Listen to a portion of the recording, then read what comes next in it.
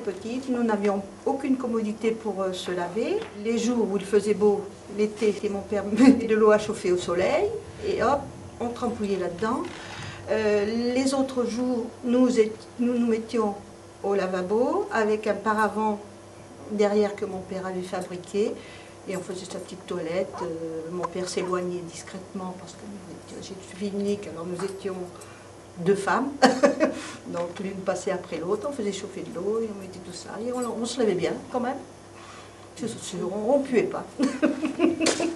Voilà, c'est tout. Quand j'étais petite, mes parents étant postiers, nous avions la chance d'avoir une salle de bain à la maison.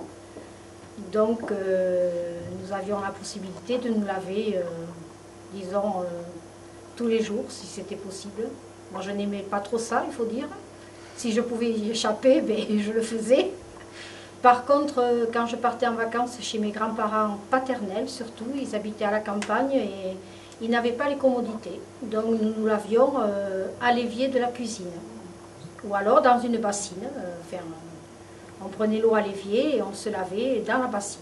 Voilà. Et là, c'était la toilette, on disait la toilette du dimanche, une fois par semaine, la grande toilette, et puis les autres jours, la toilette, comme on dit maintenant, la toilette du chat. Et pour moi, quand j'étais petite, je fais la suite de mes amis.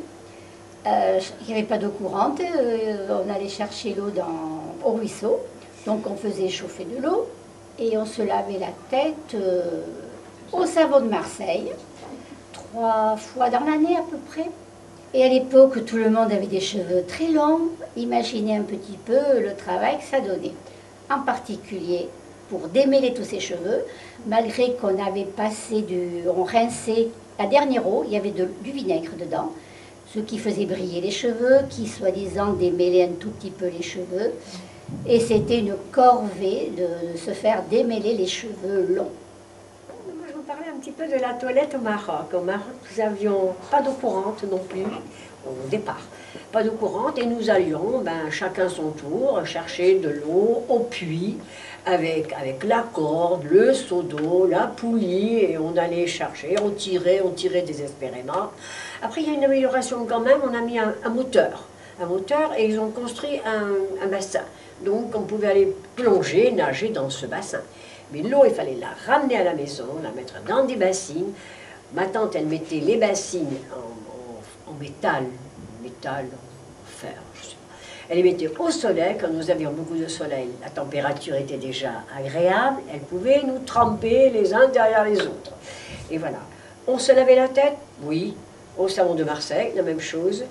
Mais en ce qui concerne les teintures, parce que les cheveux blancs viennent assez rapidement pour tout un chacun ou chacune, et on allait acheter des petites poudres au souk, on allait donc, on achetait du rasoul ou du rana, suivant le henné que l'on dit ici, soit on voulait les cheveux noirs, soit on voulait les cheveux blancs, il fallait des rinçages, et nous nous rincions au savon de Marseille de la même façon. Donc j'avais des cheveux longs jusqu'à la taille, j'étais brune, et mes cheveux étaient magnifiques. Quand ma sœur et moi, nous avions 13-18 ans, disons, en gros, ma mère disait qu'il ne fallait pas se laver les cheveux plus d'1 fois par semaine. Donc, bon, elle nous achetait, à l'époque, il y avait des petits berlingots d'op, je crois que c'était, de shampoing. Et bon, alors on avait les berlingots, mais c'était limité. Et donc, comme on avait envie de se laver la tête plus souvent, on le faisait en cachette le soir avant d'aller se coucher. Et comme on n'avait pas de shampoing, si on prenait un berlingot, elle se serait rendue compte, on prenait le myrrhe qui servait à faire la vaisselle et on se lavait la tête avec ça. Après, on rinçait bien. Et puis, bon, comme en suivant, on allait se coucher, on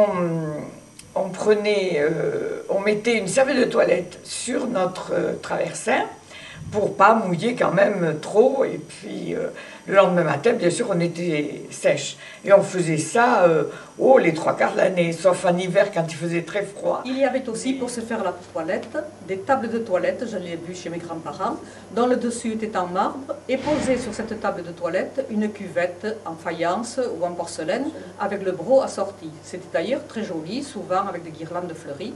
Et sur le côté de cette fameuse table de toilette, il y avait le porte-serviette où on prenait la serviette pour s'essuyer, bien sûr.